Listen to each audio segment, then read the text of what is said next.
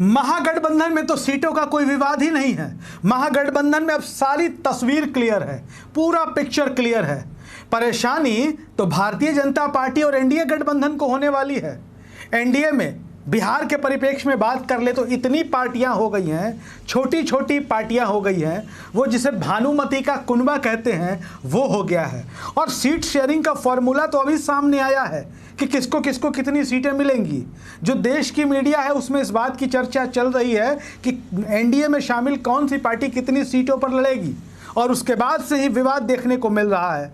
BJP के समर्थक हों, चिराग पासवान के समर्थक हों, मांझी के समर्थक हों, उपेंद्र कुशवाहा के समर्थक हों, हालांकि मांझी के समर्थक बहुत कम हैं, लेकिन लगातार जो है सीटों की संख्या को लेकर सोशल मीडिया पर एक तरीके से विवाद छिड़ सा गया है।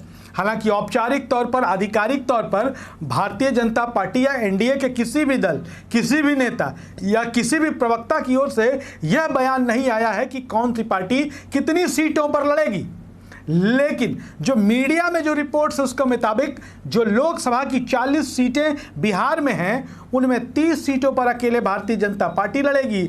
इसके अलावा कहा जा रहा है कि 6 सीटें लोजपा को दी जाती थी, 6 सीटें अभी भी दी जाएंगी, लेकिन 3 पारस की लोजपा को और 3 चिराग की लोजपा को। वहीं उपेंद्र कुशवाहा को 2 सीट देने की बात कही जा रही है। मुकेश सैनी और जीतन राम मांझी को भी एक एक लोकसभा सीट देने की बात की जा रही है। इसके बाद से ही सोशल मीडिया पर लगातार विवाद चल रहा है। लेकिन बात करें महागठबंधन की तो महागठबंधन में सब कुछ क्लियर है। आरजेडी है, जेडीयू है, कांग्रेस है, लेफ्ट पार्टी है। एक जीतन राम मांझी ही थे जो बराबर सीट किया करते थे। जीतन राम मांझी ही बराबर सीटों की मांग, सीटों की संख्या, कोऑर्डिनेशन कमेटी, ये 10 तरीके की बातें मांझी ही महागठबंधन में किया करते थे। अब महागठबंधन में शांति है और दरअसल अब विवाद की जड़ तो एनडीए में शुरू होगी। एनडीए में जो पार्टियां हैं, छोटी छोटी पार्टियां, बिना जनाधार की पार्टियां जो लगातार आती जा रही हैं। हालांकि बीजेपी ने भी कड़ा रुख अख्तियार किया हुआ है कि बीजेपी किसी को मन मुताबिक सीटें नहीं देने जा रही है। 2015 के विधानसभा चुनाव में बीजेपी भुगत चुकी है। जिस तरीके से इन पार्टियों ने बड़ी संख्या में सीटें बीजेपी से झटक ली, लेकिन सीट जीत नहीं पाए, वोट सीट में कन्वर्ट नहीं हो पाए इन पार्टियों के। ऐसे में बीजेपी फूंक फूंक कर कदम रख रही है। और इसके साथ ही आपको बता दें कि महागठबंधन की जो स्थिति है, RJD, JDU, Congress, left party, इसमें सीटों की संख्या को लेकर कोई विवाद नहीं है। सीटों की संख्या पर बात नहीं हो रही है। सीट लड़ने से ज़्यादा सीट जीतने पर जोर है। बिहार की 40 लोकसभा में से ज़्यादा सीटें महागठबंधन जीते, इस बात को लेकर महागठबंधन में चर्चा है, महागठबंधन में विमर्श है। इसके अलावा एनडीए की बात कर लें तो मांझी तो अपनी जगह, मुकेश सहनी भी अपनी जगह, उपेंद्र कुशवाहा भी अपनी जगह, लेकिन लोक जनशक्ति पार्टी के जो दोनों गुट हैं, यानी कि चाचा का गुट, भतीजे का गुट, चिराग का गुट, पारस का गुट, उनका आपस में यह भी किचकिच चल रहा है।